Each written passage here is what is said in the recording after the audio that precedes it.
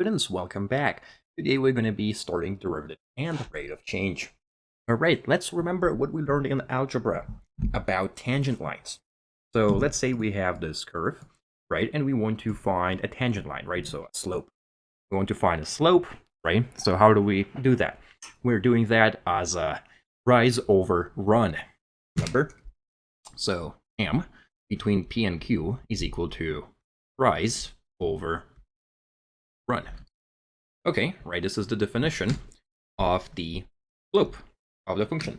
So in mathematical terms, we can write down the slope as following. So we will have that m of pq is equal to f of x minus f of a over x minus a, right? X minus a is going to be the run, f of x minus f of a. This is going to be our rise. So this is rise over run. So the tangent, right?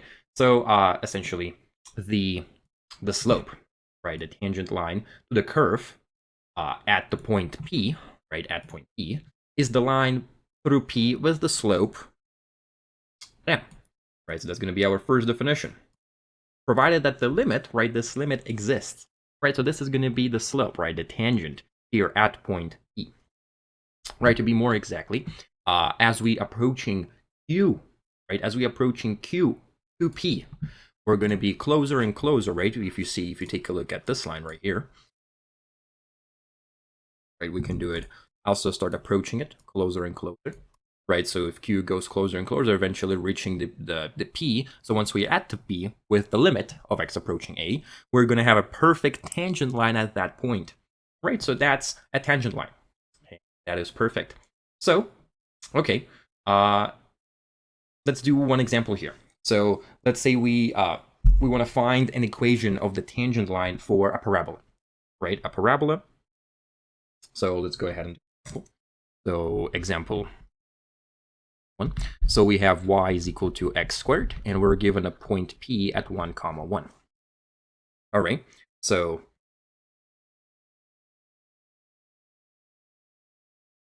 the parabola looks like this. Point P is somewhere over here, 1, 1. So the tangent line is going to be like this. Okay, so we want to find, right? We want to find the slope, right? The green slope, passing only through that point. So that means by the formula, the slope is going to be limit as x approaching 1 of f of x minus f of 1 divided by x minus 1. So that's equal to a limit as x approaches 1 of x squared minus 1 divided by x minus 1. So how can we solve it? Well, we can notice that we have a difference of squares here. So we're going to have limit of x approaching 1 of x minus 1 times x plus 1 divided by x minus 1. So clearly x minus 1 and x minus 1 cancels out. So we will have a limit of x approaches 1 of x plus 1, which is equal to 2. All right, so the slope will be 2. Now, let's remember the point slope intercept form of the line, right, of the linear equation from algebra. So the formula is as following. So the point slope for a line through the point x1, y1. We're given x, y, y1, which is our P. So we will have that our equation is y minus 1 is equal to 2, which is our slope, times x minus 1, right? And if we solve for y, it will be equal to 2x minus 1. All right, so that's going to be our equation. That's green equation right here, right? That's green equation, right? We will have it as here. That's the equation of the slope. Okay, so sometimes we're going to be referring to the slope of the tangent line, right, as the curve at the point as the slope of the curve, right? So the tangent line at the point is going to be the slope of the curve at that given point specifically, right? And well, we can slightly take a look at this definition again, right? And we kind of can rethink it. So let's go ahead and rethink it. So the way we're going to do it is, well, by using this picture right here. So instead of having different points and moving them around, we're going to say that point Q and point A are at the same point, but point Q is at A plus H. So the H is a parameter, right, that we are in control of. right? We are controlling it. We can make h as big as we can or as small as we can, right? Up to us. So remember, this is very similar to what we did for the limit and epsilon, right? We were able to control how accurate or what's the range, right?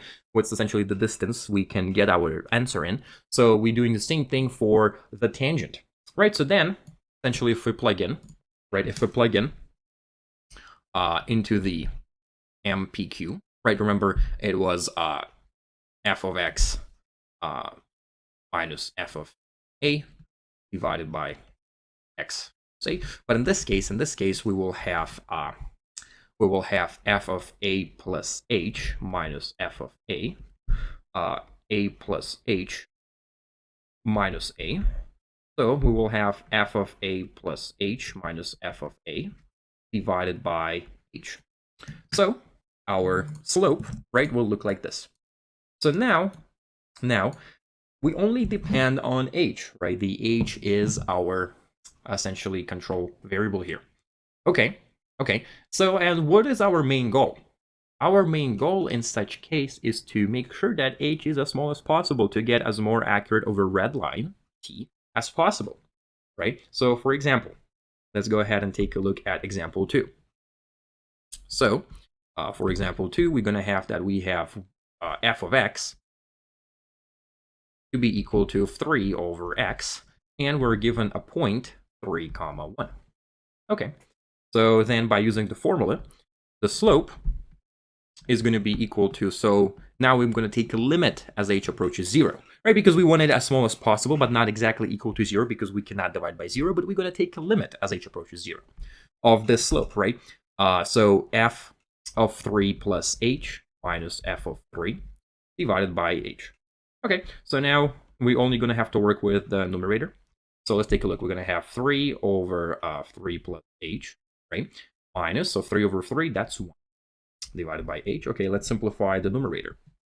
So we're going to have limit as h approaches 0 of 3 minus 3 plus h over 3 plus h, because 3 plus h was the common denominator, divided by h. So then we will get that its limit as h approaches 0 of negative h over 3 plus h over h, right? So we can go ahead and rewrite this as limit of h approaches 0 of 1 over h times negative h over 3 plus h. Okay? And that's equal to, so clearly, right? H and h cancel out. Okay, so we will have limit as h approaches 0 of negative 1 over 3 plus h, and we can easily take this limit, right? That's going to be negative 1 over 3 plus 0, which is negative 1/3. All right, so what would be the slope? So slope is negative 1/3. What would be the equation, right? The points slope form, we're going to have that y minus 1 is equal to negative 1/3 of x minus 3, right? If we solve for that equation right here, right, we will have that y is equal to negative 1/3 plus 2. 1/3 x plus 2. Alrighty. So that equation, right, we can also write it as a curve equation, but here we're going to have it plot to our function, right? And we are exactly at tangent line at the point 3, 1, right? So now we are able to easily find the slopes at any point of any equation. Okay, now let's talk about why is the slope and this kind of rate of change, right? We call it rate of change, rise over run, is important. Well, if you've taken physics, or if you haven't, I'll remind you or teach you that the velocity, right? Speed and velocity, it's by the value, by the magnitude, there might be the same thing, right? But the difference is that velocity has a direction, right? And speed does not. But in any case, let's talk about the velocity. So the average velocity is the ratio between distance over time, right? So if you're given, so imagine you're given a graph of distance over time, right? You're traveling some distance over some time.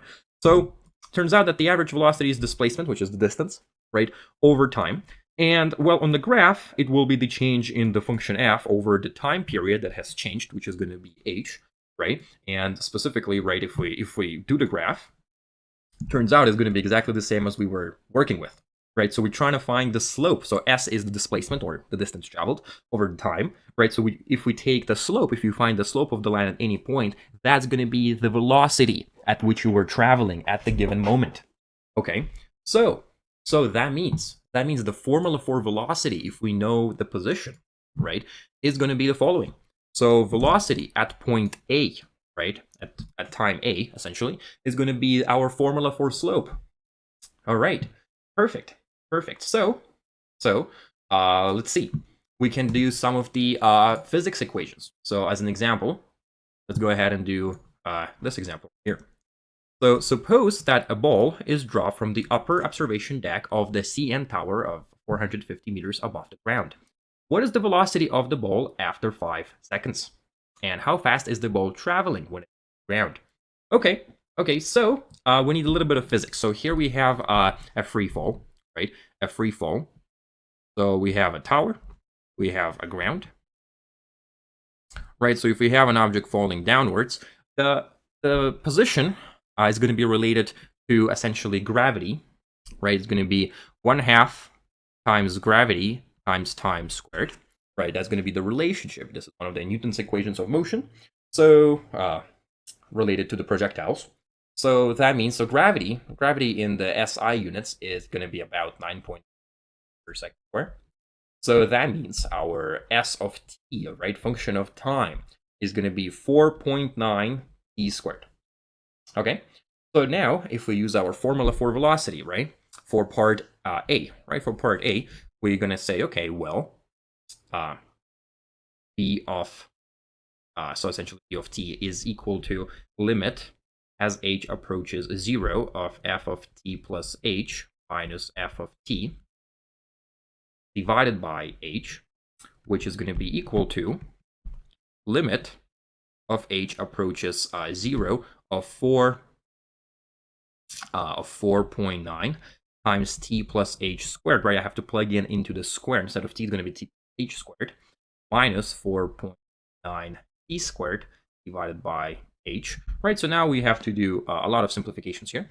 So let's go ahead and do that. So we're going to have limit as h approaches 0 of 4.9. So open upper parenthesis is going to be t squared plus h squared, and then minus 4.9 squared divided by h.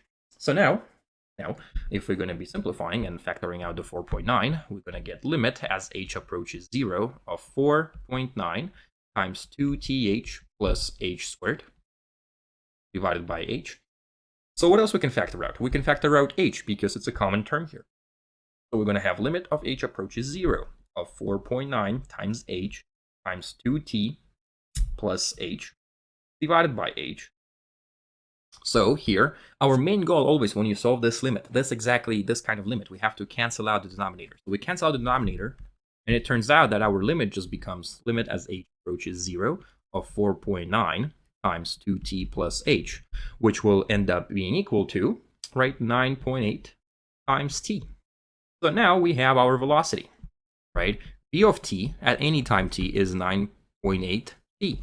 So that means velocity at 5 is going to be 9.8 times 5, which is going to be equal to 49 meters per second. Okay. Now we want to know how fast the ball traveling when it hits the ground. Okay, so here, part B, right? Part B, well, we know that the height of the building is 450, right? Let's take a look at the problem. 450 meters above the ground. So that means s of t at the highest point is, well, after it traveled, is going to be 450 meters, right? So we have that 4.9 t squared is equal to 450. So that means that t squared is equal to 450 over 4.9, and taking a square root, we're going to get that t is equal to square root of 450 over 4.9, and that's going to be approximately equal to 9.6 seconds. So it will travel this distance within the 9.6 seconds. So now we have to go ahead and plug in. So b of 9.6 is going to be equal to 9.8 times b in 9.6, right? Which is about 94 meters per second. So it's going to hit the ground at the speed of 94 meters per second. So this slope, right? This slope, and this is a very physical problem. So now we know that, if we take a slope of the position, we're going to get a velocity. And turns out if we take a slope of a velocity, right, it's the rate of change of the velocity, we will get, what's the rate of change of velocity? It's how fast the velocity changes, which is acceleration. Okay, so physically we can do a lot of things. So in mathematics, we give it a special name, right? Instead of calling it slopes or tangent, we call such things as a derivative. Okay, a derivative of function at a point. So, in this case, right, the definition of the derivative. So a derivative of a function f at the number a, denoted by f prime of a. So there's two notations, right? You can use the limit notation, which is long, right? But it's a full limit definition. But in mathematics, we simplify and just write f prime. So f prime means that we're trying to find the first slope of the function, right? And turns out that, we've been doing that, right? Because we've been finding slopes of the equations. So the slopes is the definition of derivative, but it's instantaneous derivative. So it's the instantaneous slope. It's instant at a point, right? So it's it's exact at the point, right? And that allows us, so for example, where is it used in real life? That actually used in the cars, right? When you're traveling on the car and you're looking at your speedometer, it actually finds the derivative. So based on your travel and the time, it finds the derivative at the given second and gives you the exact velocity you're traveling with. So that's where the application of the rate of change, or the derivative, is coming in play. So once again, this equation is very, very important. Okay, we will be using it for the rest of the calculus. Right, we're going to be using it for the rest of calculus, essentially, because this is one of the most important parts.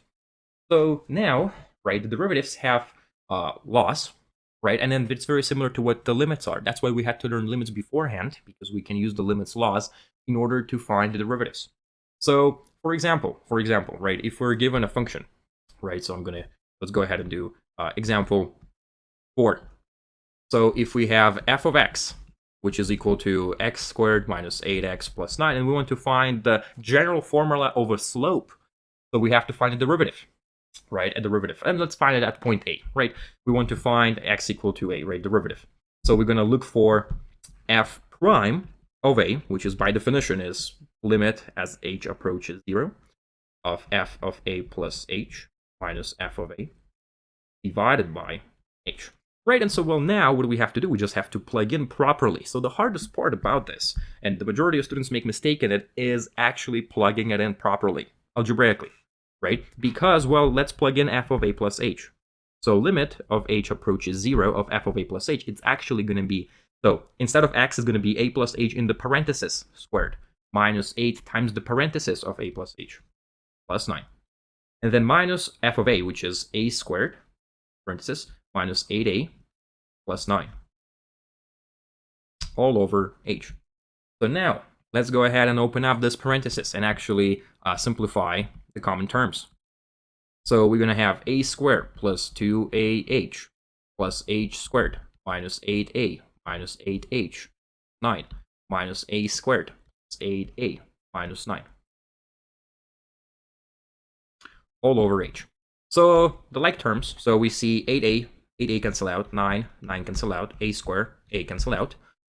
So we only left with 2ah plus h squared minus 8a, right? Okay, so let's write it down. So we're going to have limit of h approaches 0 of 2h plus h squared minus 8h divided by h. And we can notice that we can factor out h in the numerator. So we're going to have limit as h approaches 0, h times 2a plus h minus 8 divided by h. So we've reached our main goal, to cancel out that h in denominator. All right, so as you can see, it's a lot of little algebraic things.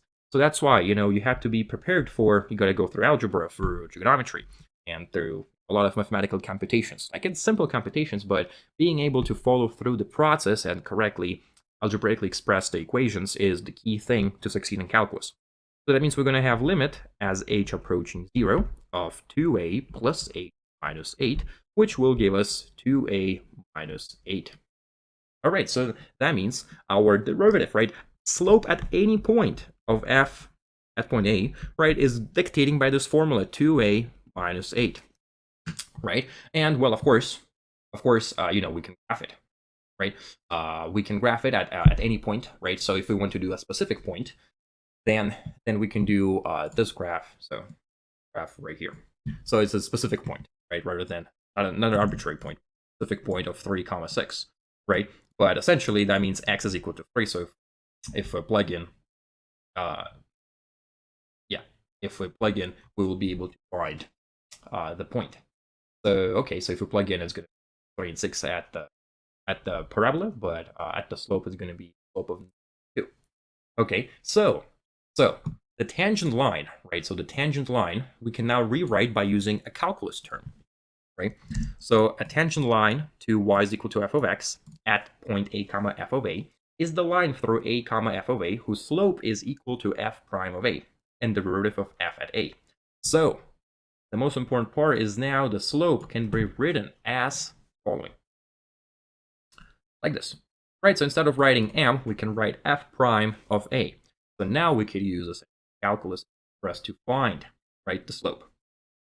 So at the same time, right, we've been talking about slope and rate of change. So rate of change is essentially the slope, and it's also rise over run.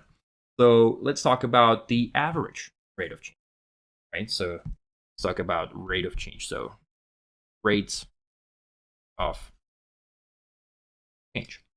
So that's going to look like the following, right? So the average rate of change is the slope.